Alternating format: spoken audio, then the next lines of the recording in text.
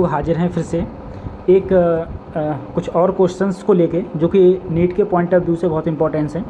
तो आप लोग वीडियो को क्या किया करो को पुश कर लिया करो, ठीक है, पुश कर लिया करो। फिर उसके बाद में क्या है कि क्वेश्चन को सॉल्व किया करो और फिर क्वेश्चन सॉल्व नहीं हुआ करे फिर वापस से रिज्यूम करने के बाद में अपने आंसर को देख लिया करो कि हाँ क्वेश्चन ये इस प्रकार से हुआ है। अब कुछ ही दिन बचे हैं, ज़्यादा से ज़्यादा क्वेश्चंस की प्रैक्टिस करो। जितनी ज़्यादा क्वेश्चंस की प्रैक्टिस करोगे उतने ही ज़्यादा चांसेस होंगे कि आप क्वेश्चन को ठीक कर पाओगे। सबसे पहले क्वेश्चन को ये देखा करो क्वेश्चन किस प्रकार से होगा, क्या कहना चाह रहा है। अगर ये बात समझ में आ गई तो समझ लो क्वेश्चन बहुत जल्दी आराम से तुम लोगों से हो जाएगा। अब देखो, जैसे मैं पहले क्वेश्चन की बात करता हूँ। पहले क्वेश्चन में मुझसे कहा गया है मेरे पास में दो स्ट्रेट लाइन वायर दे रखे हैं और दोनों वायर एक दूसरे से परपेंडिकुलर हैं।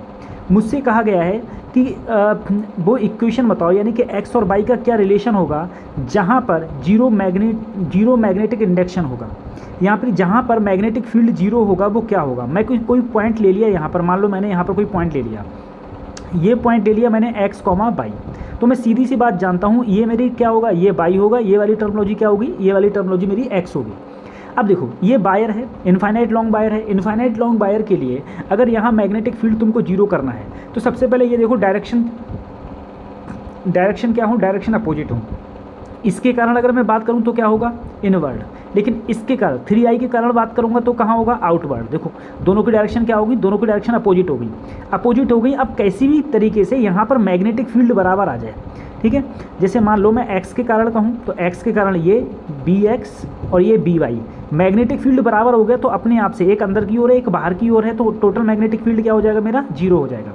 अगर मैं x के कारण इसके कारण देखूँ तो यहाँ पर देखो फार्मूला क्या लगता है, इनफाइनाइट लॉन्ग वायर के कारण फार्मूला होता है mu not I upon I. लेकिन करंट यहाँ पर कितना है, करंट यहाँ पर 3 है तो यहाँ क्या कर दिया मैंने 3i कर दिया, म्यू नॉट 3i अपॉन 2 ठीक है। अब देखो इसके कारण ये डिस्टेंस क्या है, मेरा बाई है तो ये मेरा बाई हो गया। दूसरे के कारण देखो म्यू नॉट, यहाँ पर करंट कितना है 2i और ये परपेंडिकुलर डिस्टेंस क्या है, ये मेरी x है तो यहाँ पर क्या हो जाएगा 2πx। 2π से 2π कैंसिल आउट, म्यू नॉट से म्यू नॉट, आई से आई गया, ठीक है। तो यहाँ पर क्या बचा, यहाँ पर बचा 3/बाई और यहाँ क्या बचा 2/x। अगर मैं बाई इजकल टू लूँगा, बाई इजकल टू क्या हो जाएगा, तो बाई इजकल टू लूँगा तो बाई इजकल टू हो जाएगा मेरा 3x/2। 3x/2 कौन सा ऑप्शन बैठ रहा है, ऑप्शन मेरा थर्ड बिल्कुल ठीक बैठ रहा है, ठीक है। ये बिल्कुल सही आंसर हो जाएगा। अब अगले क्वेश्चन की बात करते हैं हम लोग। अगले क्वेश्चन में मुझसे कहा गया है the ratio angle of minimum deviation for a thin prism. भाई डेविएशन का फार्मूला क्या होता है, डेविएशन के लिए फार्मूला होता है म्यू माइनस 1/a।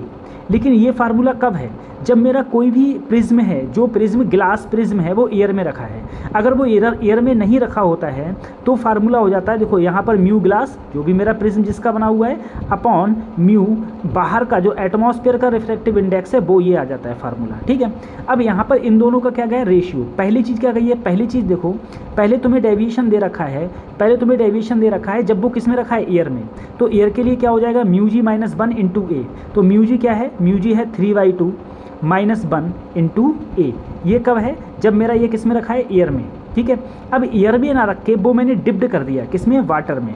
अगर वाटर में डिप्ड कर देंगे तो मैंने कुछ भी मान लिया यहाँ पर तो क्या हो जाएगा, देखो वाटर में डिप्ड किया है तो लेकिन ग्लास का तो क्या रहेगा 3/2 अपॉन वाटर का रिफ्रैक्टिव इंडेक्स नीचे क्या हो जाता है, वाटर का रिफ्रैक्टिव इंडेक्स दे रखा है 4/3 माइनस 1 अपॉन पूरे का हो जाएगा a, पूरे का a। अगर हम देखो इसको सॉल्व करेंगे तो ये कहाँ जाएगा, ऊपर।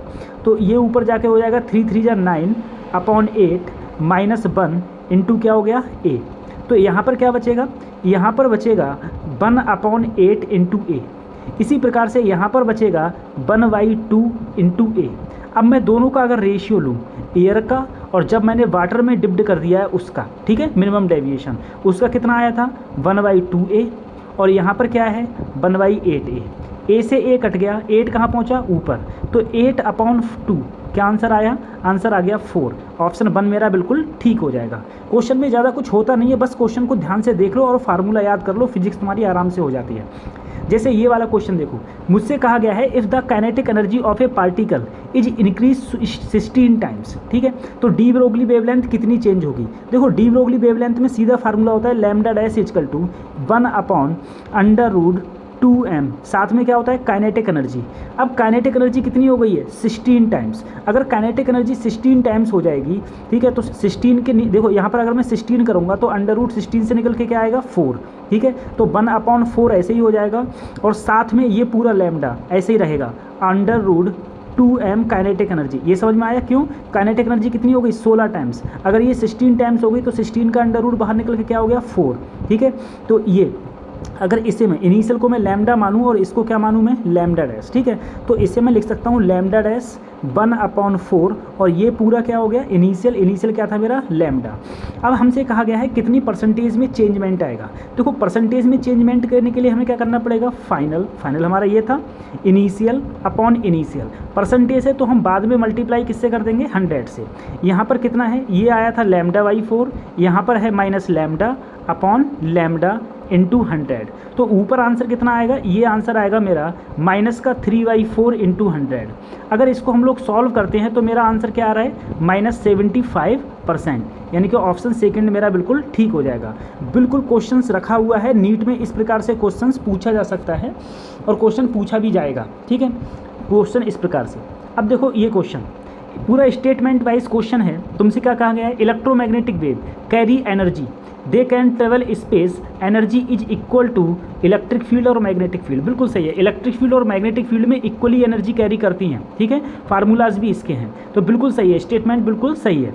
अब सेकंड स्टेटमेंट है when electromagnetic wave strike a surface A pressure is exerted on the surface. देखो प्रेशर भी एक्सर्ट करती हैं, प्रेशर और फोर्स दोनों ही एक्सर्ट करती हैं, बिल्कुल सही है, दोनों स्टेटमेंट बिल्कुल सही हैं, यानी कि both statement 1 and statement second are correct, बिल्कुल सही है दोनों चीज़ें, ठीक है। अगले क्वेश्चन में मुझसे कहा गया है एक यूनिफॉर्म मैग्नेटिक फील्ड है, बहुत अच्छा क्वेश्चन है, एक यूनिफॉर्म मैग्नेटिक फील्ड है जो कि जे डायरेक्शन में है, ठीक है, यानी कि बाई डायरेक्शन में है स्पेस में। एक पार्टिकल है मास जो +q चार्ज प्रोजेक्टेड करता है x डायरेक्शन में किस वेलोसिटी से, b वेलोसिटी से। तुमसे कहा गया है at a point d 0,0,0 the maximum value of b for which the particle does not hit the Y Z plane. देखो ये कब इसको हिट नहीं करेगा, कोई भी चीज़ है, अगर कोई पार्टिकल, देखो मैग्नेटिक फील्ड अगर मेरा ऊपर की ओर है, मैग्नेटिक फील्ड ऊपर की ओर है, और मुझे कोई भी पॉइंट दे रखा है d, 0,0, ये इसे हिट ना करे, इसका मतलब क्या है, इसका मतलब ये है कि इसकी जो रेडियस है, देखो अगर इसके परपेंडिकुलर x डायरेक्शन में चलेगा तो ये इसे मूव करेगा और इसे ऐसे घूमेगा, यानी कि सर्कुलर मोशन में आता है, ये हमने पढ़ा था, सर्कुलर मोशन में इसे हिट कब नहीं करेगा, जब इसकी रेडियस जो होगी वो इससे क्या होगी, वो इसके बराबर होगी या इसके कम होगी, बराबर नहीं, बराबर तो हिट कर जाएगा, कम होगी। तो एक फार्मूला हम लोगों ने बहुत अच्छे से पढ़ा था, R = mb/qb, ठीक है। अगर यहाँ पर वेलोसिटी पूछी गई है तो वेलोसिटी को मैं कहूँगा तो qb, रेडियस किसके बराबर हो जाए, d के बराबर, तो ये क्या हो गया d/m। कौन सा ऑप्शन ठीक हो जाएगा मेरा, देखो ये हो गया qbd/m, सेकेंड ऑप्शन बिल्कुल ठीक है, qbd/m, ये वाला क्वेश्चन। थोड़ा हटा के क्वेश्चन पूछ लिया गया है। क्वेश्चन मुझसे कहा गया है फॉर ए RLC सर्किट है मेरे पास में, RLC सर्किट में मुझे ये ऑप्शंस दे रखे हैं, इसमें देखो वोल्टेज अक्रॉस L और C, ठीक है, जो फेज डिफरेंस होता है किसका, पाई का, बिल्कुल सही है, LCR सर्किट का क्वेश्चन है ये। Current through LR in the same phase, बिल्कुल सही है, ठीक है। वोल्टेज L और R डिफरेंस π/2, और यहाँ पर current voltage across L and current through C different, बिल्कुल सही, सभी ऑप्शंस ठीक है इसमें सभी ऑप्शन ठीक है, यानी कि ऑल आर करेक्ट, सभी के सभी ऑप्शंस इसमें ठीक बैठ रहे हैं। अगला क्वेश्चन देखो, अगले क्वेश्चन में मुझसे कहा गया है मेरे पास में 2 कॉइल हैं, मेरे पास में म्यूचुअल इंडक्शन M दे रखा है, और मुझसे कहा गया है कि 4 वेबर चेंज हो रहा है कितने सेकंड में, 10 सेकंड में। तो मुझसे क्या पूछा है, due to change in current in B, तो करंट का चेंजमेंट कहा है। देखो सीधे से सीधे हम लोग एक फार्मूला बहुत अच्छी तरीके से जानते हैं कि φ मेरा क्या होता है, φ होता है मेरा MI, म्यूचुअल इंडक्शन और करंट। अगर मैं यहाँ dφ करूँगा तो M मेरा ऐसे ही यहाँ पर क्या हो जाएगा DI, ठीक है। अगर मैं यहाँ DI को लिखूँ तो यहाँ क्या लिखूँगा dφ/m, dφ/m। अब देखो dφ मेरे पास कितना दिया है, dφ मेरे पास में दिया है कितना चेंज हो रहा है, तो dφ चेंज हो रहा है यहाँ पर डी फाई चेंज हो रहा है 10, ठीक है, डी फाई सॉरी 4 चेंज हो रहा है, कितना है, डी फाई का वैल्यू क्या है 4, एम की वैल्यू क्या है 2, तो यहाँ पर मेरा आंसर कितना आ जाएगा 2। तो जो मेरा करंट चेंजमेंट है, करंट कितना चेंज हो रहा है, करंट चेंज हो रहा है 2 एम्पियर, करंट चित्र चेंज हो रहा है 2 एम्पियर, सेकेंड ऑप्शन बिल्कुल ठीक हो जाएगा। अब हम लोग अगले क्वेश्चन की बात करते हैं। मुझसे कहा गया है मेरे पास में एक बॉल है, बॉल रूल्स क्वेश्चन में कहा गया है एक बॉल है, ठीक है। अब हम लोग जानते हैं, देखो ऐसे मेरे पास में सीढ़ियाँ हैं, ऐसे सीढ़ियाँ हैं, ठीक है, ऐसे सीढ़ियाँ हैं। अब यहाँ से उसने 1.8 मीटर पर सेकंड से किसी चीज़ को फेंका तो वो ऐसे जाके गिरेगा। बहुत अच्छा क्वेश्चन है ये, ऐसे जाके गिरेगा। उसने कहा जाए ऐसे जाके गिरेगा, तो बताओ कौन सी सीढ़ी पर वो गिरेगा। 1 2 3 4 तुम्हें ब्रेथ भी दे रखी है और तुमको हाइट भी दे रखी है, ठीक है, दोनों चीज़ें दे रखी हैं। अब जरा एक बात जरा इस क्वेश्चन में देखो, अगर मैं कहूँगा यहाँ से यहाँ तक ये डिस्टेंस 22 है, ये डिस्टेंस यहाँ से यहाँ तक कितनी है 22 है, ठीक है। और एक की विड्थ देखो, एक की जो हाइट है वो कितनी दे रखी है 0.2। मैंने माना कि यहाँ पर अगर n सीढ़ी होंगी और एक सीढ़ी ये मैंने 22 मान ली, ये 0.2 मान लिया 22, तो टोटल डिस्टेंस क्या हो जाएगी, वर्टिकली डिस्टेंस ny डिस्टेंस हो जाएगी। तो देखो अगर हम लोग लगाएं ny S is equal to initial velocity, भाई वर्टिकली तो 0 थी, हाफ GT स्क्वायर, तो G और T स्क्वायर, GT स्क्वायर, ठीक है, ये हो गया। अब मैं देखूं, अगर मैं ये कहूं कि इधर ये कितनी दूरी पर गई होगी, इधर कितनी दूरी पर गई होगी, तो इधर मैंने मान लिया, इधर भाई ये भी तो मेरी n होंगी, अगर ये n होंगी, देखो 1 2 ऐसे n होंगी, ऐसे इधर ये 1 2 3 ऐसे n, इधर भी मैंने क्या मान लिया n, और डिस्टेंस क्या मान ली, मान लो n के साथ में x, nx किसके बराबर होगी ut, देखो ये भी डिस्टेंस है, ये क्या है वेलोसिटी 1.8, और t कितना समय लगा, तो मैं अगर t की जगह रखूँ तो t की जगह क्या रख दूंगा nx अपॉन u, t, हाँ सही है, t की जगह nx अपॉन u उठा के ये वैल्यू इस क्वेश्चन में इस फार्मूला में मैंने रखने का है, ठीक है। तो ny ऐसे ही 1/2 g ऐसे ही, t की जगह क्या रख दिया, t की जगह nx अपॉन u का ये क्या आ गया यहाँ पर होल स्क्वायर, तो यहाँ पर क्या बन गया ny और साथ में 1/2 g n square x square upon u square, ठीक है, ये मैंने वैल्यू रख दी। अगर मैं यहाँ से एक n से एक n काटूँ और यहाँ से n की वैल्यू निकालूँ, तो बच्चों n की वैल्यू जो निकल के आ रही है यहाँ पर वो कितनी हो जाएगी, देखो 2u स्क्वायर बाई और g और साथ में x स्क्वायर, ठीक है, ये आ गई। अब देखो जितना बाई है, जितनी ये बाई है उतनी ही ये x है, जितनी ये बाई है उतनी ही यहाँ पर क्या है, उतनी ही यहाँ पर x है। तो 2 की वैल्यू ऐसे ही, u की वैल्यू 1.8 का स्क्वायर यानी कि 1.8, एक बाई की वैल्यू भी देखो, अगर वैल्यू लिख लिया 0.2, और g की वैल्यू क्या ले ली, g की वैल्यू इसमें 9.8 या 10 ले लो, और x की वैल्यू भी क्या है 0.2 इंटू 0.2। तो इसको जब हम लोग सॉल्व कर रहे हैं, इससे ये गया, इससे 2 से काटा, इससे काटा तो ये 0.2 आ गया, 0.2, ठीक है। अब इससे काटेंगे अगर हम लोग तो यहाँ आएगा 0.9, और इसकी जब हम लोग गुणा कर रहे हैं तो आंसर आ रहा है मेरे पास में 3.3 का मतलब है ये लगभग किस पर गिर रही है, देखो पहली दूसरी तीसरी और जाके ये किस पर गिर रही है, चौथे के कहीं बीच में गिर रही है, यानी किस पर गिरेगी, फोर्थ पर गिरेगी, फोर्थ पर, यानी कि फोर्थ ऑप्शन बिल्कुल ठीक हो जाएगा, फोर्थ ऑप्शन बिल्कुल ठीक हो जाएगा, ठीक है। बड़ा क्वेश्चन था, थोड़ा लेंथी क्वेश्चन था, अच्छा क्वेश्चन था, लेकिन देखो ये क्वेश्चन बहुत सरल है, इस टाइप के क्वेश्चन नीट में पूछे जा सकते हैं। मुझसे कहा गया है एक मेरे पास में कंडक्टिंग वायर है जिसकी लेंथ है l, भाई जब लेंथ l है अगर तुम उसको घुमाओगे, ऐसे घुमाओगे तो l किसके बराबर हो जाएगा, l बराबर हो जाएगा 2πr के, यानी कि r किसके बराबर हो जाएगा l अपॉन 2π के। तुमसे कहा गया मैग्नेटिक डाइपोल मूवमेंट, m बराबर फार्मूला क्या होता है I इंटू ए, तो I मेरा ऐसे ही a की जगह अगर मैं क्या रखूँगा पाई r स्क्वायर का मतलब है l स्क्वायर अपॉन 4π स्क्वायर, पाई से पाई कट गया तो मेरे पास में आंसर क्या आया IL स्क्वायर अपॉन 4π, ठीक है। ऑप्शन थर्ड मेरा बिल्कुल नहीं, ऑप्शन थर्ड नहीं, IL स्क्वायर है, IL square upon 4π, option first मेरा बिल्कुल ठीक हो जाएगा, ऑप्शन फर्स्ट बिल्कुल ठीक हो जाएगा। अगले क्वेश्चन की बात आते हैं। अगले क्वेश्चन में हमसे कहा गया है मेरे पास में एक डाई मैग्नेटिक मटेरियल है, वो मैग्नेटिक फील्ड में डाई मैग्नेटिक मटेरियल, कोई भी मैग्नेटिक फील्ड में, देखो डाई मैग्नेटिक मटेरियल क्या होता है, डाई मैग्नेटिक मटेरियल हमेशा वो क्या होता है, वो मैग्नेटिक फील्ड को अपने अंदर से गुजरने ही नहीं देता है। जब अपने अंदर से मैग्नेटिक फील्ड को नहीं गुजरने देगा तो हम ये कहेंगे वो कहाँ से, फ्रॉम स्ट्रॉन्गर टू कहाँ जाएगा, वीकर पॉइंट, यानी कि ऑप्शन थर्ड मेरा बिल्कुल ठीक हो जाएगा, ऑप्शन थर्ड बिल्कुल ठीक हो जाएगा। सही है। अगले क्वेश्चन की बात करते हैं।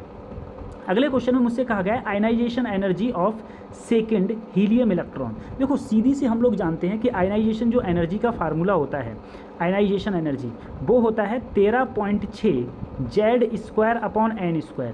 यहाँ पर कौन सा आइटम है, यहाँ पर हीलियम आइटम है। हीलियम के लिए Z की वैल्यू क्या हो जाएगी, Z की वैल्यू 4 हो जाएगी, तो 4 का स्क्वायर कितना हो जाएगा 16। सेकंड के लिए क्या हो गया है, तो n की वैल्यू 2, 2 का 4, ठीक है। तो यहाँ पर 13.6 इंटू 4 कर देंगे तो आंसर हमारा कितना आएगा, आंसर हमारा आएगा 50.4 इलेक्ट्रॉन वोल्ट, यानी कि ऑप्शन थर्ड बिल्कुल ठीक हो जाएगा। अगले क्वेश्चन की बात करते हैं हम लोग। अगले क्वेश्चन में कहा गया है मेरे पास में एक वायर है, वायर की लेंथ कितनी है, वायर की लेंथ ली गई है 50 सेंटीमीटर, ये 50 सेंटीमीटर का कोई वायर है और ये विद और इसी के जिधर वायर की लेंथ है इधर ही 1 मीटर पर सेकंड से चल रहा है। ओफो, अगर 1 मीटर पर सेकंड से चल रहा है, तुमसे पूछा है ईएमएफ कितना डेवलपमेंट होगा। देखो जिधर वायर है अगर वो उधर ही चल रहा है तो उसके कारण ईएमएफ डेवलप ही नहीं होगा, यानी कि ईएमएफ अपने आप से कितना हो जाएगा, ईएमएफ अपने आप से कितना हो जाएगा, जीरो डेवलप, कोई भी ईएमएफ डेवलप उसमें नहीं होगा।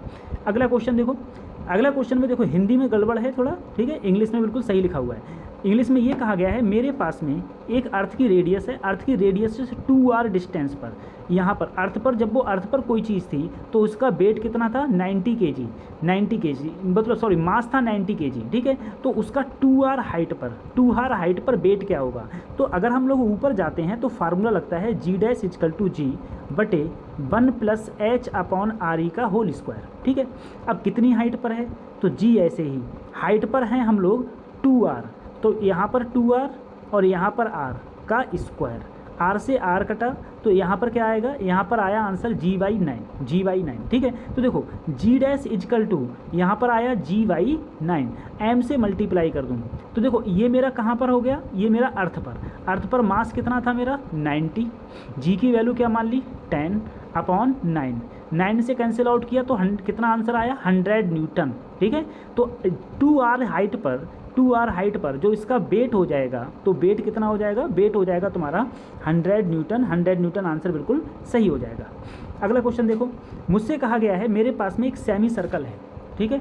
अगर मैं एक तो क्वेश्चन कह रहा है तुमसे ratio the distance covered the displacement. देखो मेरे पास में क्या है, एक सेमी सर्कल है, सेमी सर्कल मेरा इस प्रकार से होगा। तुमसे कहा गया है रेशियो डिस्प्लेसमेंट का, ratio distance covered by the distance और डिस्प्लेसमेंट का, ठीक है। तो डिस्प्लेसमेंट यहाँ से यहाँ तक चला तो डिस्प्लेसमेंट कितना होगा 2r, यहाँ से यहाँ तक, यही तो डिस्प्लेसमेंट होगा। लेकिन अगर मैं डिस्टेंस की बात आएगी तो डिस्टेंस की हाफ कितनी हो जाएगी πr। रेशियो कहा गया है तो रेशियो क्या होगा, देखो πr अपॉन क्या हो गया 2r, r से r कट गया तो आंसर क्या आ गया π/2, ये मेरा ऑप्शन सेकंड बिल्कुल ठीक हो जाएगा। उसके बाद में अब हम लोग अगले क्वेश्चन की बात करते हैं। अगले क्वेश्चन पे मुझसे कहा गया है, देखो बहुत अच्छा क्वेश्चन है ये, एसएचएम का क्वेश्चन है। एसएचएम में क्वेश्चन में कहा गया है मेरे पास में 2 पार्टिकल हैं ए और बी, ठीक है, जिनका टाइम पीरियड तुमको दे रखा है। मुझसे कहा गया है फेज डिफरेंस क्या होगा जब ये एक कंप्लीट ऑसिलेशन कर लेता है। सिंपल सा अगर हम लोग इक्वेशन देखें x अगर मैं मानूँ x a साइन, ठीक है, ओमेगा टी, ओमेगा की जगह हमने क्या कर दिया, ओमेगा की जगह हमने रख दिया, ओमेगा की जगह हम लोग रख देंगे 2π/t। तो पहले का टाइम पीरियड कितना है, पहले का टाइम पीरियड t है तो 2πt, ठीक है। ओमेगा, ये ओमेगा की वैल्यू हो गई, इनटू क्या हो गया t, ठीक है। अगर मैं दूसरे के लिए लूँ, दूसरे के लिए तो एम्पलीट्यूड फिर से a साइन, लेकिन अब क्या है, अब है 2π, लेकिन टाइम पीरियड क्या है, टाइम पीरियड तुम्हारा जो इसमें दिया गया है वो दिया गया है 5t/4, तो 4 की मल्टीप्लाई कहाँ होगी ऊपर, इंटू t। तुमसे कहा गया है फेज डिफरेंस क्या होगा, तो फेज डिफरेंस में क्या करूँ मैं, एंगल का, इन दोनों का डिफरेंस करूँ, एंगल का डिफरेंस करूँ। अगर मैं एंगल का डिफरेंस करता हूँ, एंगल का डिफरेंस तुम्हारा क्या हो जाएगा, तो देखो 2π/t, ये t और t दोनों में कॉमन है, माइनस 8π/5t इंटू t। देखो एक टाइम पीरियड कंप्लीट हुआ है तो ये स्मॉल टी की वैल्यू किसके बराबर हो जाएगी, स्मॉल टी की कैपिटल टी के बराबर। तो यहाँ पर हो जाएगा 2 पाई वाई, ठीक है, टी मैंने कॉमन ले लिया, 2 पाई माइनस यहाँ पर हो गया 8 पाई वाई 5, 8 पाई वाई 5, और ये स्मॉल टी की वैल्यू किसके बराबर होगी, कैपिटल टी, और इन दोनों में एक टी ये कॉमन थी, ये दोनों कैंसिल आउट हो गया। यहाँ पर मैंने एलसीएम लिया 5 यहाँ पर, तो यहाँ पर क्या हो गया 10 पाई माइनस 8 पाई, यानी कि आंसर कितना आया मेरा 2 पाई वाई 5। ये मेरा फेज डिफरेंस की वैल्यू कितनी आई 2 पाई वाई 5, यानी कि ऑप्शन थर्ड बिल्कुल ठीक हो जाएगा। अगले क्वेश्चन की बात करते हैं। अगले क्वेश्चन में मुझसे कहा गया है, बेटा देखो सबसे पहले मैंने कहा मान लो अगले क्वेश्चन में इससे कहा गया है कि यहाँ से यहाँ तक कोई एक डिस्टेंस है, ठीक है, यहाँ से यहाँ तक वो गया और आया, ये डिस्टेंस कितनी है 8 किलोमीटर। जब मेरा स्टिल वाटर है, स्टिल वाटर का मतलब है वाटर फ्लो नहीं हो रहा है, तो जाने में 8 और आने में 8, यानी कि 16 किलोमीटर कितनी देर में चला, कितनी देर में, यहाँ पर 2 आवर्स में। तो एक आवर में कितना चला होगा 8 किलोमीटर पर आवर, यानी कि स्टिल वाटर में जो बोट है उसकी जो स्पीड है वो है 8 किलोमीटर पर आवर। उसने कहा अब ये वाटर फ्लो हो गए, अगर ये वाटर फ्लो होगा, वाटर इधर से इधर फ्लो हो रहा है और इसकी स्पीड क्या है, इसकी स्पीड है 4 kilometre per hour, 4 kilometre per hour. तो तुमसे कहा है जाने में और आने में कितना समय लगेगा। देखो अगर ये मान लो अगर रिवर मेरी इधर फ्लो हो रही है, ठीक है, और अगर ये रिवर से अपोजिट डायरेक्शन में फ्लो, अपोजिट डायरेक्शन में चलता है, रिवर जिधर मेरी फ्लो हो रही है अगर उसके अपोजिट डायरेक्शन में फ्लो चलता है तो समय कितना लेगा, ठीक है। डिस्टेंस मैंने कितनी मान ली, देखो 8 किलोमीटर एक साइड में, 8 किलोमीटर, ठीक है, और वेलोसिटी अगर मैं रिलेटिव वेलोसिटी लूँगा, 8 मेरी कहाँ थी, 8 मेरी थी स्टिल वाटर में, और 4 कहाँ है, देखो 4 रिवर अपोजिट डायरेक्शन में है, प्लस जब सेम डायरेक्शन में चलेगा तो तब भी डिस्टेंस 8, लेकिन अब दोनों की वेलोसिटी क्या हो जाएगी, ऐड हो जाएगी, क्योंकि एक जो रिवर में स्टिल वाटर में जो बोट चल रही है वो स्पीड, और दूसरी जो रिवर की वेलोसिटी है, दोनों क्या हो जाएंगी, दोनों मिक्स हो जाएंगी। तो यहाँ पर बचेगा 4, 2 बचेगा, और यहाँ पर कितना बचेगा, यहाँ पर हो जाएगा 8/12, ठीक है। तो इसको जब हम लोग सॉल्व कर रहे हैं, इसको लॉग हम लोग सॉल्व करेंगे तो देखो 2 आवर्स तो आएगा ही आएगा, साथ में क्या आ जाएगा 40 मिनट, 2 आवर्स 40 मिनट। ऑप्शन से देख के हम लोग ऑप्शन 2 मेरा बिल्कुल ठीक हो जाएगा। अगले क्वेश्चन की बात करते हैं। अगले क्वेश्चन में मुझसे कहा गया है polarisation light of intensity I0 pass through another polarisation. देखो एक फार्मूला हम लोग अच्छी मॉल्यूस लॉ से हम लोग जानते हैं, I= क्या होता है I0 cos स्क्वायर थीटा। अब यहाँ पर जो इंटेंसिटी दे रखी है, मुझसे क्या दे रखी है I0/4। अगर मैं I की जगह I0/4 और साथ में I0 और यहाँ पर cos स्क्वायर थीटा लगाऊंगा, I0 से I0 गया तो यहाँ पर जो cos स्क्वायर थीटा की वैल्यू आई वो आई 1/4 cos, तो यहाँ पर जो cos थीटा की वैल्यू आएगी वो क्या आएगी 1/2। तुम्हें पता है 1/2 किसकी वैल्यू होती है, 1/2 cos में वैल्यू होती है ये cos 60 की, ठीक है। 5 से 5 कट गया तो थीटा की वैल्यू कितनी आ गई मेरी 60 डिग्री, ठीक है। तो एंगल ये कितना हो गया 60 डिग्री। ऑप्शन 4 बिल्कुल क्या हो जाएगा मेरा, ऑप्शन 4 बिल्कुल ठीक हो जाएगा। क्वेश्चन को इसी प्रकार से करना है, क्वेश्चन से करो बहुत अच्छा है। देखो मुझसे कहा गया है एक मेरे पास में बेल्ट है, इसे पटा नहीं होता है, पटा, ठीक है, जो बिल्कुल देहात के लोग होते हैं वो समझते हैं, चक्की उक्की में जो पटा चलता था, पटा जो चल रहा है, ये कोई चीज़ बेल्ट चल रही है, उस बेल्ट की जो स्पीड है, स्पीड इसमें दे रखी है 4 मीटर पर सेकेंड। अब इसके ऊपर कोई मास गिरेगा तो वो फ्रिक्शन के कारण रुकेगा, और फ्रिक्शन कहाँ लगेगा अपोजिट डायरेक्शन में। देखो इस समय जब ये चल रहा होगा, जो बेल्ट की स्पीड होगी वही ब्लॉक की स्पीड होगी, तो ब्लॉक की स्पीड क्या हो जाएगी, इसकी टोटल एनर्जी हो जाएगी 1/2 mv²। और जब ये रुकेगा तो रुकने के लिए देखो फ्रिक्शन फोर्स क्या लगेगा μmg। मान लो कितनी डिस्टेंस चल के रुक गया, मान लो d डिस्टेंस चल के रुक गया, तो टोटल काइनेटिक एनर्जी जब फ्रिक्शन की जो एनर्जी है उसमें खत्म हो जाएगी तो ब्लॉक अपने आप ही ये रुक जाएगा। मास से मास कट गया। अगर मैं d की बात करूं तो d आ जाएगा b²/2μg, ठीक है। b की वैल्यू क्या है 4, तो 4 का क्या हो जाएगा 16, 2 म्यू की वैल्यू क्या हो जाएगी 0.5, जी की वैल्यू क्या हो गई 10, ठीक है। तो यहाँ पर क्या हो गया 5 2 जा 10, यानी कि आंसर आ गया 1.6 मीटर, 1.6 मीटर, यानी कि थर्ड ऑप्शन ठीक हो जाएगा। इतना चल के कोई चीज़ अपने आप क्या हो जाएगी, रुक जाएगी, ठीक है। अब मैं अगले क्वेश्चन की बात करता हूँ। अगले क्वेश्चन में मुझसे कहा गया है, मेरे पास में पॉइंट दे रखे हैं ABCDO, ठीक है। देखो A पॉइंट ये, B पॉइंट ये, और C पॉइंट ये, और O पॉइंट ये, ठीक है। अब देखो -1,1 ये होगा -1,1 -1,0 सॉरी, और ये होगा 1,0, और ये क्या है 0,0, और ये क्या है, ये है तुम्हारा 0,1, ठीक है। अब देखो A पॉइंट पर कितना है, A पॉइंट पर है -8, तो ये -8 और ये क्या हो गया +8 और ये क्या हो गया 6, ठीक है। अब तुमसे कहा गया है magnitude of electric field, magnitude of electric field. तो देखो सबसे पहले मैं अगर एक्स डायरेक्शन की बात करूँ, सर इलेक्ट्रिक फील्ड का फार्मूला क्या होता है, minus D over D x. तो माइनस ऐसे ही, यहाँ पर क्या है, यहाँ पर है -8 माइनस, और ये वाला क्या हो जाएगा 8 अपॉन दोनों के बीच की डिस्टेंस बन ये कितना हो गया 2।